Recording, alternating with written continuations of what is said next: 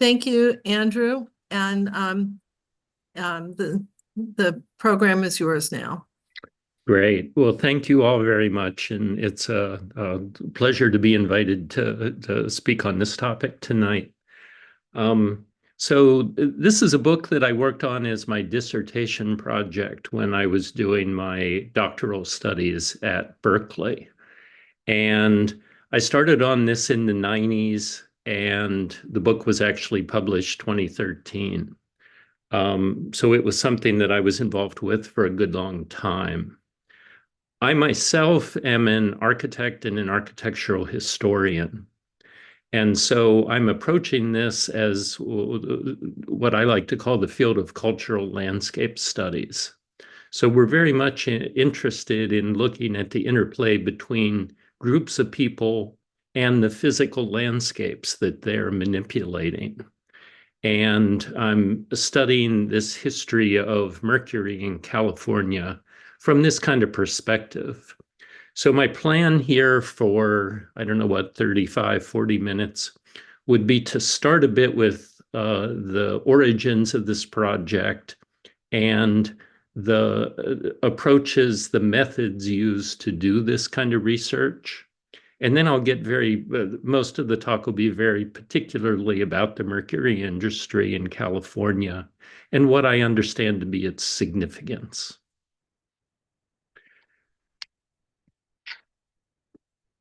So here's what the cover of the book looks like. It's in a mining series from the University of Colorado Press.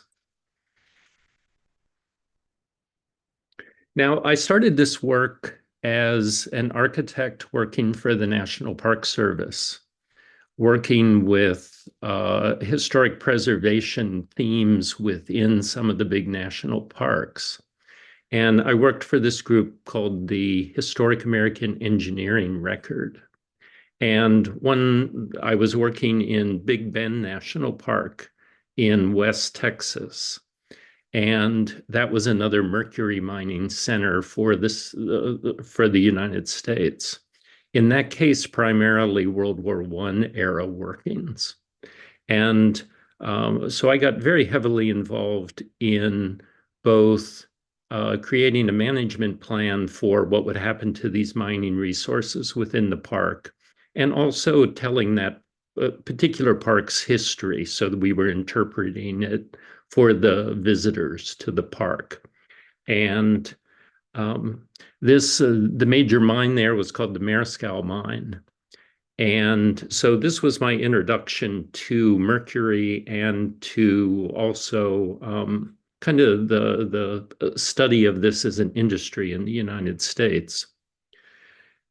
Now, I'll show some images from this work, but what I'm really interested in talking about here are the methods that we use for the study of this.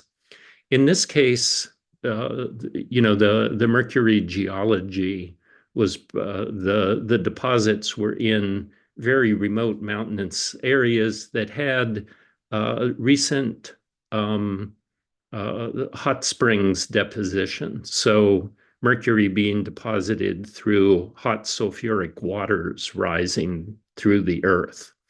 In this case, it's not far from the Rio Grande, right on the Mexican border.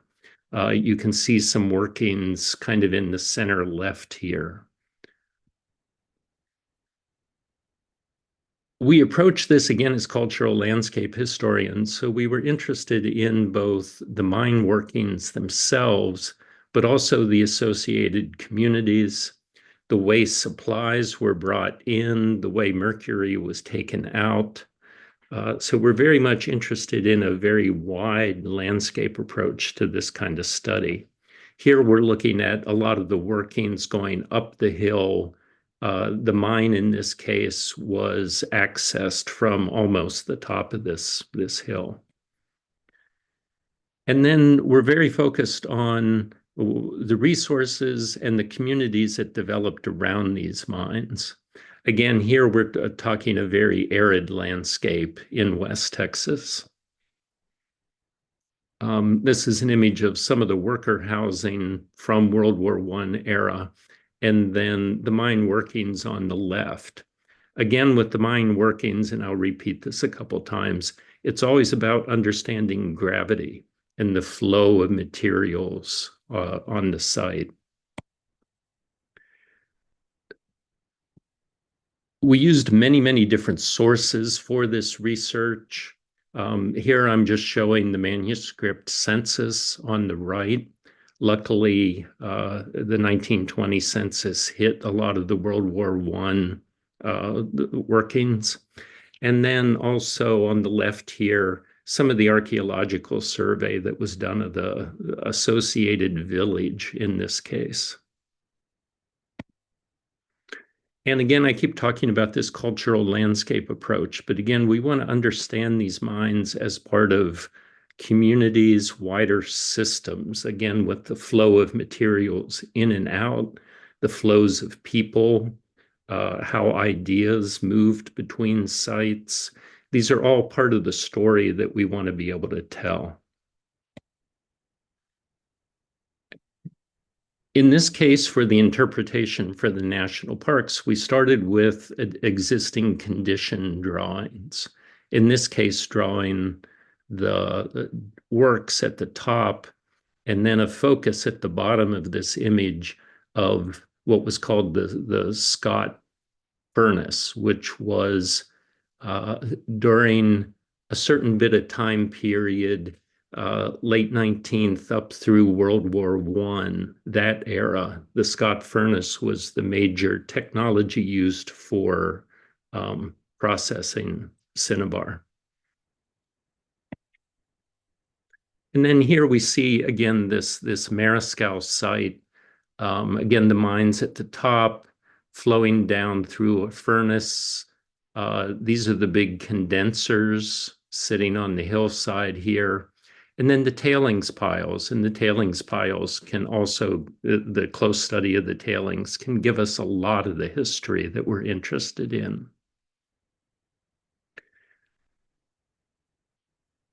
Many mines have various eras of working, and picking these apart and getting some clarity on what were the systems at any particular time.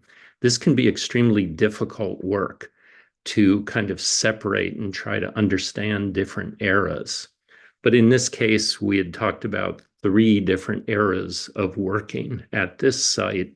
There was a pre-World War I up through World War I, a much larger plant built during World War I, and then a World War II plant. And then, of course, also the getting into the geology and the mine workings, how people actually went after the ore. This is also part of the study. Fortunately, government records and mineral resource bulletins were made to very exacting detail for much of the country. And these records can give us a lot of this information. Here's a plan from the West Texas mines that's showing all the workings and also showing them in elevation.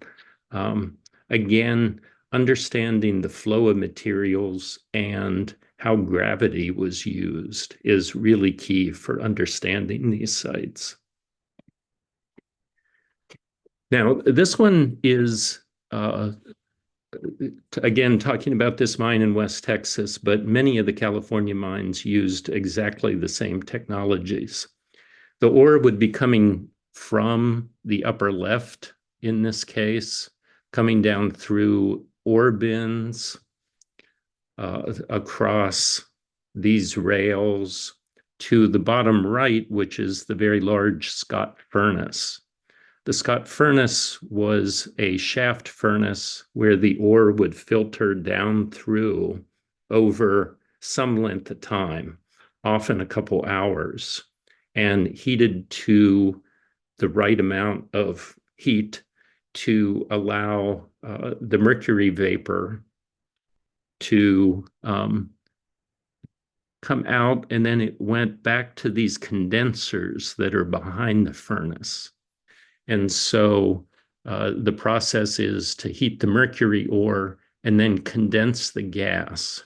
And that's how you extract mercury.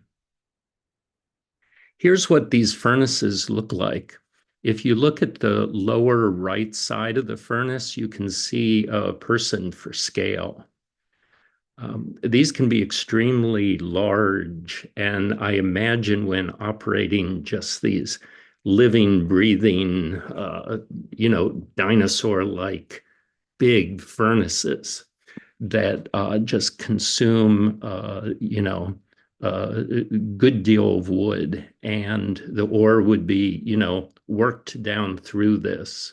The gases would have been extremely toxic coming off of this. And this technology was, for 30, 40 years, the major mercury refining technology, both a couple sites in West Texas and then up and down California. And then this one's highlighting the condensing system. In this case, the furnace at the lower right produces the gas, and then it goes through this whole system. They were trying all sorts of different ways. What's best? Stone condensers, wooden tank condensers, pipe condensers, etc. At this site, they were experimenting with all these different condensers, trying to figure out the best way to do it. And then by World War II, they were using rotary kilns rather than the Scott furnaces, and the systems could be much more condensed. And I was excited on one of my first trips up through Napa, looking at mercury mine sites, that a mine site that was on the Livermore Ranch property, the Corona mine, still had one of these gold rotary furnaces and the condensing system still in place. This would have been the late 90s. But so this was pretty exciting. But yeah, this was the World War II era setup. And then just looking at these quickly, again, this idea of treating the whole landscape and looking at both the workers involved and the flows of materials. Now, moving into the California, I have a couple images here that I pulled that were just specific about Napa Lake, Sonoma. This one was building the Scott furnace that was at the Corona mine, that again was on the John Livermore or the Livermore family property there in Napa. In this case, the Scott furnace wasn't brick on the outside. It would have been fire brick on the inside. But they used native stone from right around the furnace site to build this one. And unfortunately, I think this Scott furnace was extremely unsuccessful. And that's partly why it was still standing. This stone really didn't work out very well.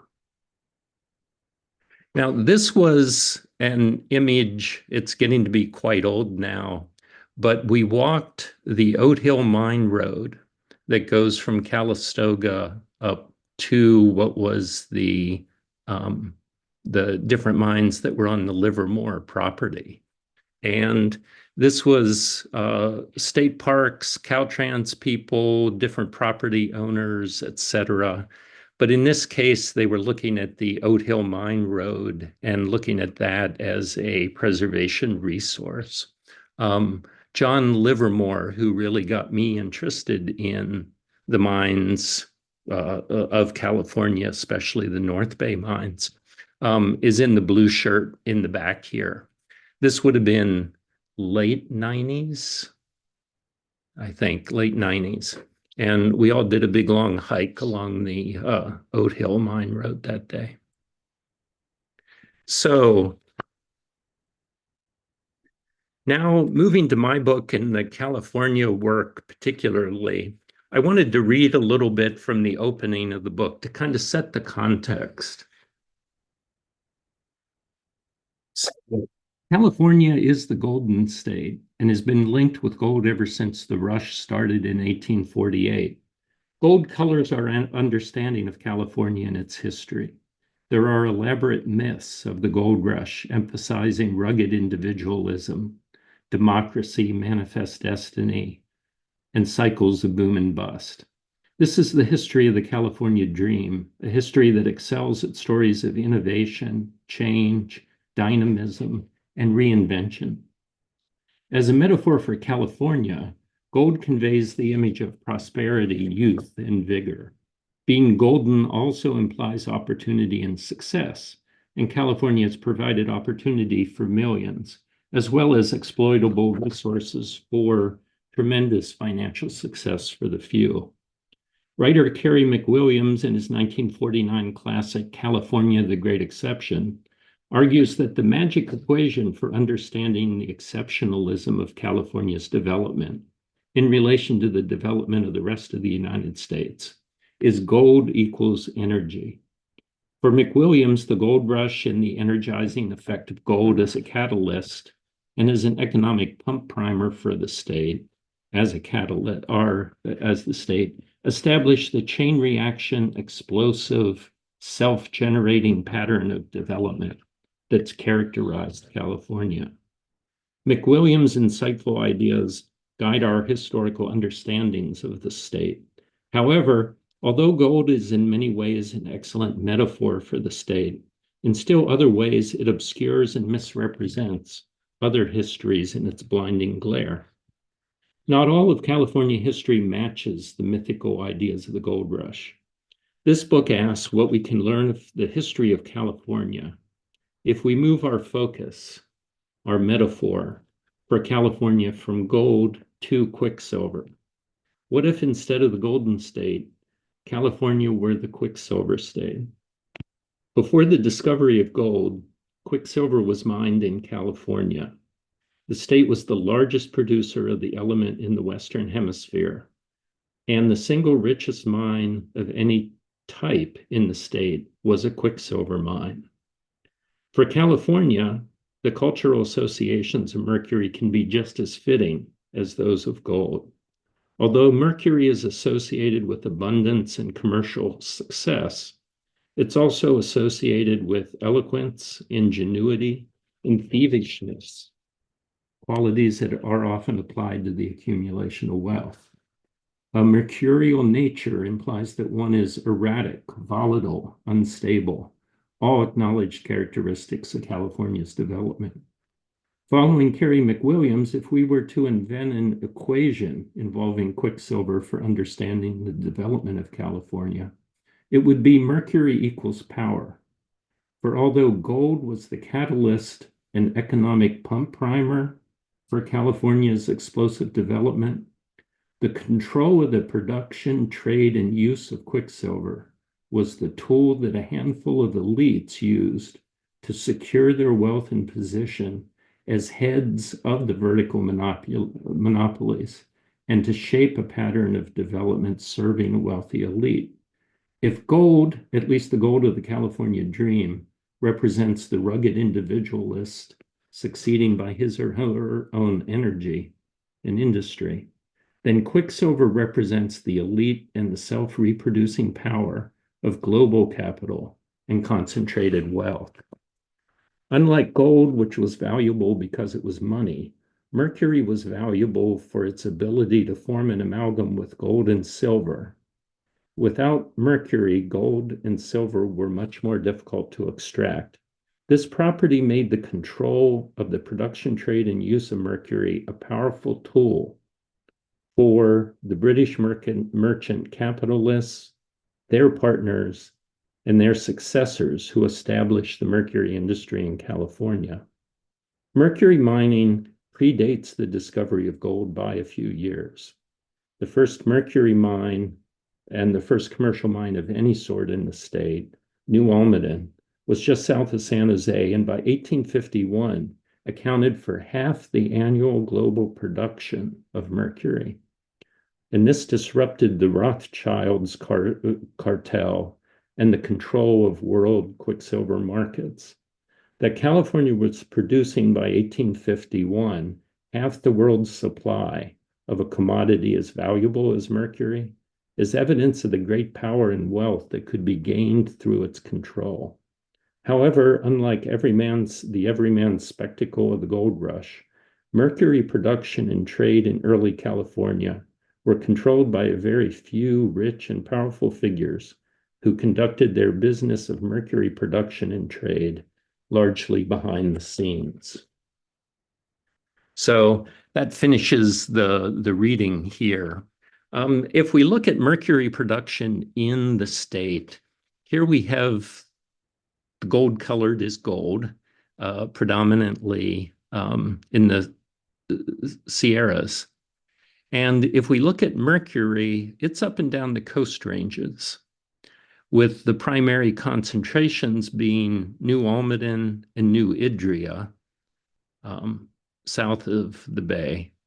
And then Napa, Lake, Sonoma as a collection was the other main center. There was also some significant mines down around Santa Barbara and some that were up near the Oregon border. I included this map here from the book just to show. This one's kind of fun in that you can see where the Manhattan, Reddington, Reed mine up near Knoxville on the right middle. This is where there's a funny little jog of the county boundaries up there. And this was Napa County reaching out to grab those mines at one particular stage of their histories. The Reddington mine was one of the top mines in the state. And that particular mine was owned by gold mining interests. So in that case, it was worked largely by Irish miners and really kind of was operated much more like gold mines were in the Sierras, as opposed to how much of the rest of the mercury industry in the state worked. And I'm sorry, this image, I just couldn't get a good version out of the book, but I'll talk through it here a little bit. Across the bottom are years, and we're going from 1851 up through 1921. In the front is, in the lightest color, is California mercury production. In the middle color here, or the middle shade, is the rest of the world's production of mercury. And then the dark in the back is world supply. Excuse me.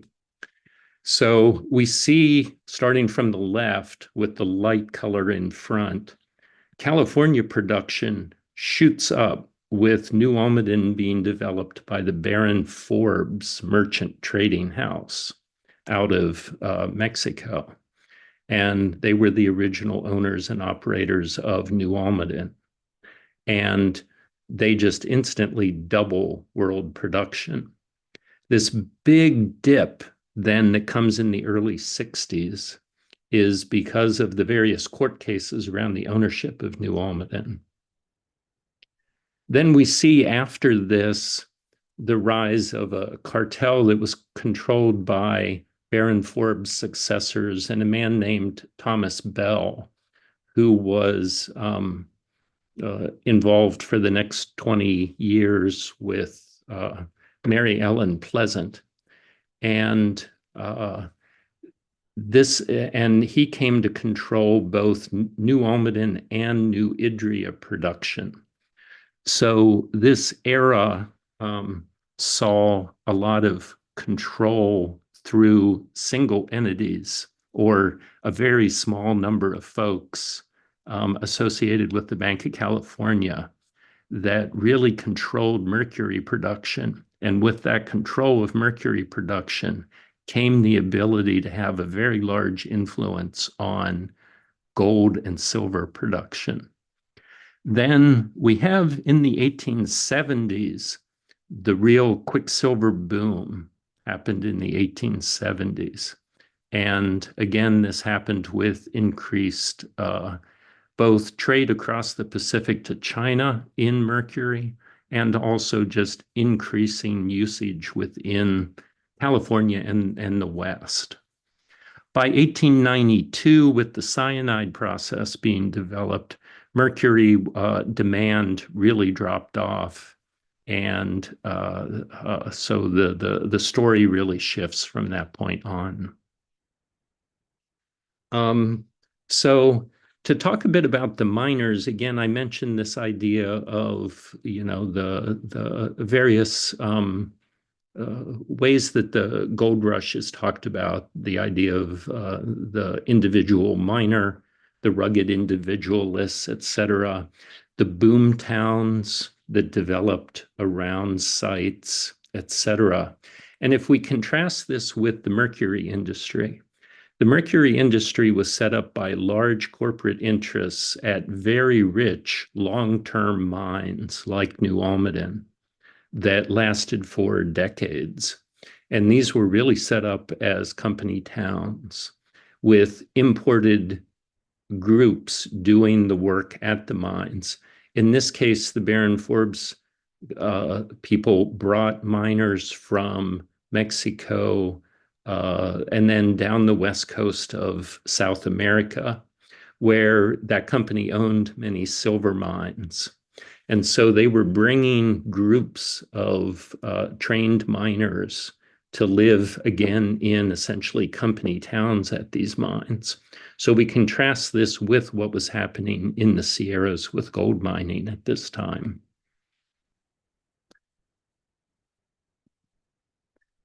Here's the hacienda down at New Almaden, which is fun to go visit, and they have a very nice museum in there.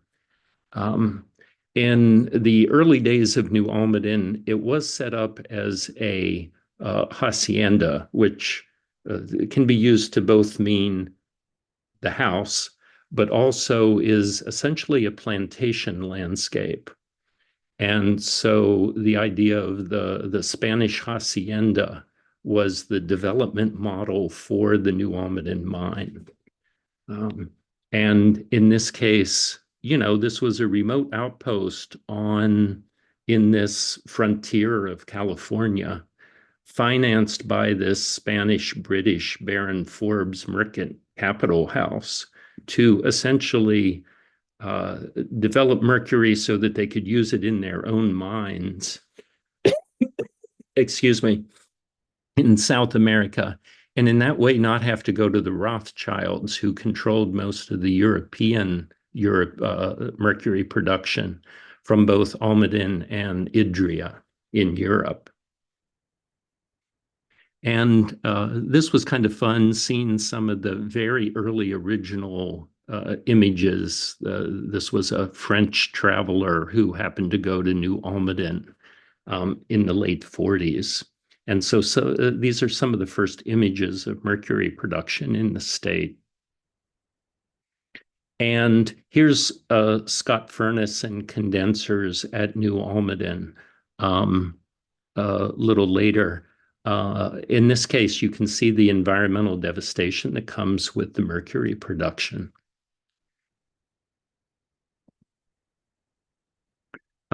Here's the main town at New Almaden, and then also just to see some of the hard rock mining that was used. New Almaden, just a tremendous mine with huge amounts of underground workings. Starting off with kind of very basic techniques and then becoming one of the most developed mines in the state. Mercury ore itself this is an image from my book where I'm talking about how the mercury ore itself is deposited and then how you have to go after it. It's associated with serpentine in many cases. Here we see a serpentine dike up through the middle, but the ore is deposited in cracks and fissures by rising hot sulfuric waters. and so gets kind of trapped under these much less permeable layers. And these become the ore bodies. And then, so the mining, you have to go after those particular ore bodies in this kind of geologic structure. At New Almaden, the original mining's on the left, and this was derisively referred to as the rat hole method, which was essentially just doing what you needed to do to go get the ore. And so it's just trying to be the most efficient possible just to dig out the ore and only the ore, and very little else. Later methods at New Almaden used much more advanced techniques, often coming from European mine engineers. In this case, around large shafts with tunnels going out at different layers, and going out and contacting the ore bodies, and then everything would go up and down this central shaft. And this is an image from New Almaden that just talks about different ethnicities of miners that were involved. I think at New Almaden, they had up to 7 or 8 different groups of workers. And in many cases, the work at the mine was structured by race and ethnicity. The Swiss happened to be the cartmen. The Welsh would largely, or the Cornish would largely work digging the tunnels. Groups of Mexican or Spanish-speaking miners would largely dig out the ore bodies. And then later you would get groups like Chinese miners who would be largely ore pickers on the tailings piles. So it's interesting to see both how the communities were structured at these mines.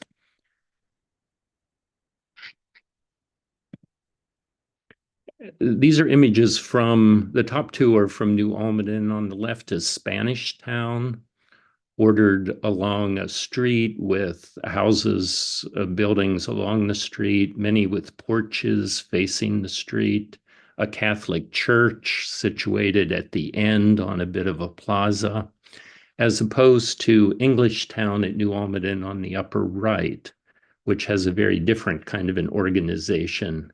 Very defined cottages with yards, with the white fences, etc. And the bottom image is from the Great Western Mine in Lake County. And this was the only image I could find of settlements for Chinese workers at mercury mines. And then this image is on the left, New Idria. Some of the there's rotary kilns up in that building.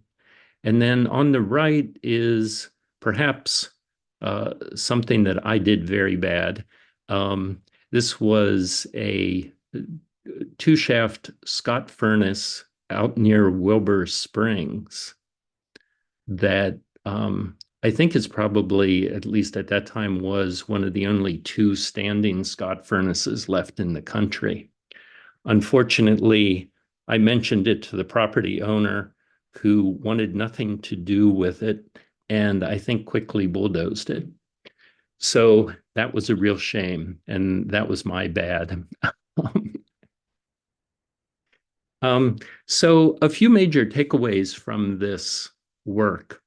The arguments of this are that if we look at mercury and think about California as the quicksilver state, we can tell other kind of stories of California. Mercury was the second industry after gold in the 19th century in California, ahead of silver.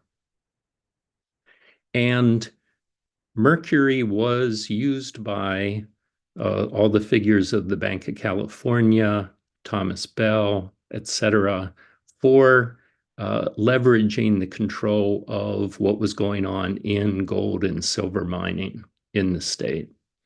And the people who controlled mercury were some of the earliest, most wealthy people in the state who really had a lot to do with development trends throughout the 19th century.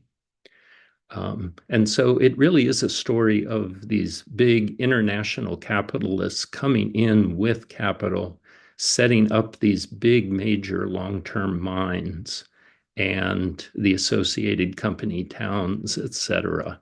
And this really just tells a very different story of California from this, the myths and realities of the gold rush. So I can stop there, and I'm very happy to take any questions, et cetera.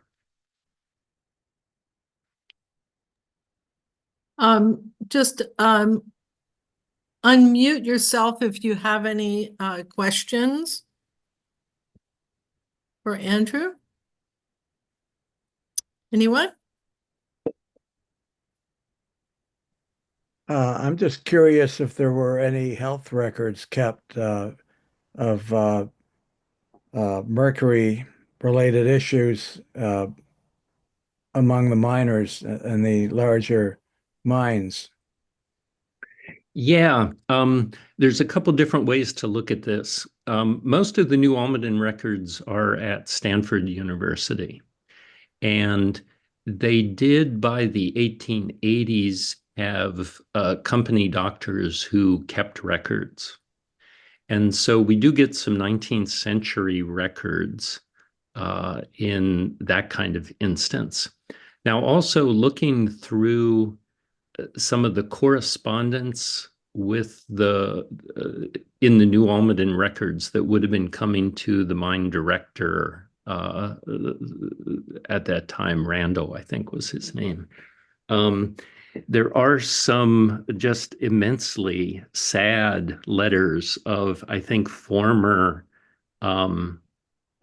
people who worked in what was called the works, in the refining, operating the furnaces, et cetera, who clearly were severely disabled after doing this kind of work. And these were essentially pleading letters to get some sort of money from the mine for, what had happened to them working there.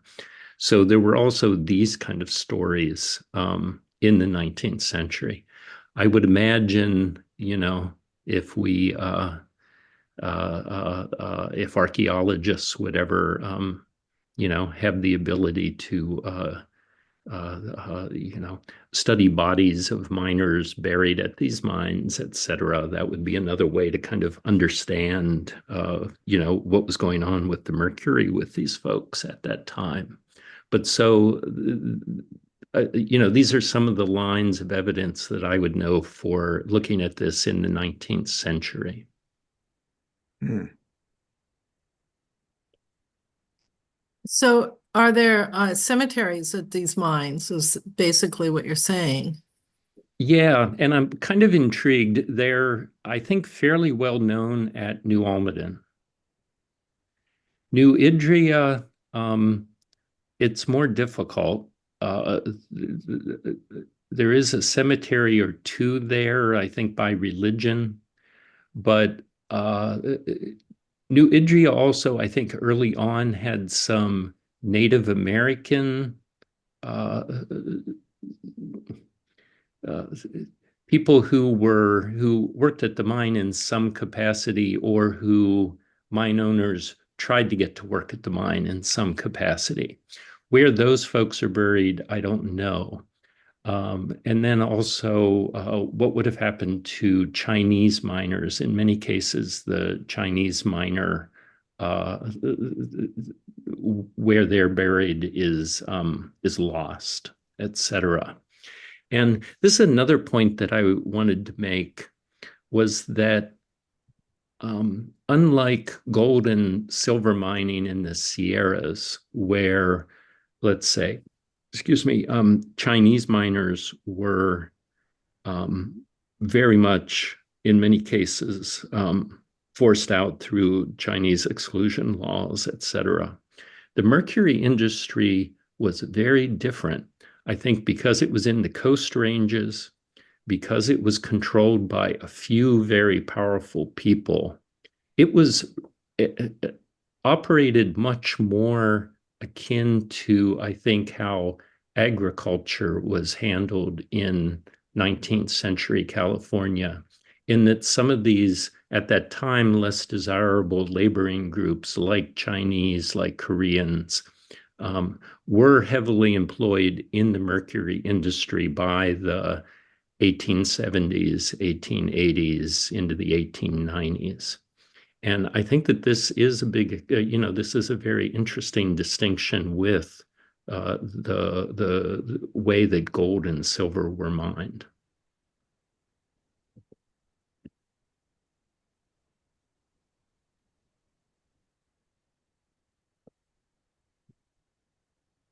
Any other questions? I have another one. So Yeah. you work for the Park Service, and were you involved in mostly, I know you've spoken of Texas, but that was your area of study for the national parks, mercury mines or mining in general? Yeah, that was where I got interested in the mercury industry and learned something of how to go about studying mines and mine sites. Um, and then, I mean, just for personal history, I did that work some through the 90s, and then decided that I wanted to go back to school and get a PhD. And so then it was through a woman named Eleanor Swent connected me up with John Livermore and a guy named Anthony Serrar, Tony Serrar. And I got toured around some of different mercury sites in California, and I realized, here's a really untold story of the state, and one that I was interested in working on and writing a book about. And I think there's still a lot of work to do on this particular industry. I would love to see people pushing both earlier kind of understanding Baron Forbes' company that came in and got control of New Almaden and developed New Almaden. I think there's wonderful stories to be told there. And then I also think that the story of Thomas Bell, his cartel, the interrelationships with Mary Ellen Pleasant and William Sharon, et cetera. All these stories, I think, have been immensely clouded, and I think we need a, a new retelling of this period as well. I think it's time for the contemporary historian to take on those stories as well. I can also offer, and I just found this today, again, the government through whatever the mineral resource bulletins that were produced by the government through in California. Most of these are available on Google Books. And so there are, every few years, they would come out with a book, Quicksilver Resources of California. And again, these are available on Google Books. And they give extremely detailed knowledge by county of all the mercury mine sites, what was happening at them, maps, images, et cetera, of all these sites. So if you were really interested in particular mines, Pine Flat, Mercuryville, Cloverdale, et cetera, there's really wonderful information in these Quicksilver Resources of California books. And they could be really nice hikes to go see some of these places. So I have another question. Mm-hmm. So, do you know of any of them that are Superfund sites? Well, the Superfund that I knew was always up on Clear Lake, the Sulphur Bank mine. And that one's kind of right next to the Indian reservation that's up there. The Sulphur Bank mine, really interesting place. That was some of the nastiest mining imaginable because there was still active deposition going on, and the poor miners were working in places where hot sulfuric waters were still rising up. But an immensely rich mine. Um, a few people made a lot of money off that mine. But yeah, that one's been a super fun site. Um, what's happened to all the tailings piles from New Almaden? That's a question that every time I go there, I ask people, where are all the tailings piles? And I have a few guesses what happened to those. But you know, I don't know if New Idria has been designated a Superfund site or not. It's also got this asbestos hazard area for that whole region down there. But sulfur, the one on Clear Lake's the only one that I really know has that designation. I Well, guess I also remember when in the late 90s, when I was getting to visit the Livermore property, they were shutting down the Corona mine because it was leaking into streams in that area. So they were kind of blocking that and kind of working on that situation. So I imagine there's a lot of this kind of work as well. I think there's also a really interesting history with Santa Clara County Parks and sort of what happened to them after they took the New Almaden property and the kind of liability that came on with that. I'm by no means an expert on that, but I think that there's a lot of story there.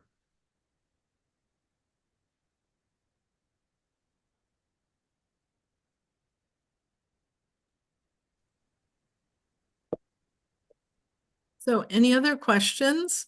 is there still any mercury being mined in California? I think, no, I don't think that there is in California. I think New Idria was the last mine that really produced much. Um, and when was that one shut down? 70s, early mid 70s. I think what's happened with mercury is that there's enough that exists and can be extracted from other sources or from I don't know what the right word is, residual sources from reuse of mercury from other kind of uses, that I don't really know that it's actively mined anywhere. I did get to go visit the Idria mine, which is in Slovenia now. And that mine plus the New Almaden mine have recently been designated as a World Heritage Site. And both of those mine sites have really nice museums, etc. But when I got to visit the Idria mine in the late 90s, they were working on closing that one. And the Almaden mine in Spain, I think closed in by 2010, I think that it was largely closed. So I don't really know of active mining anymore. Again, I think there's enough mercury that's being, whatever the word is, from, extracted from existing sources.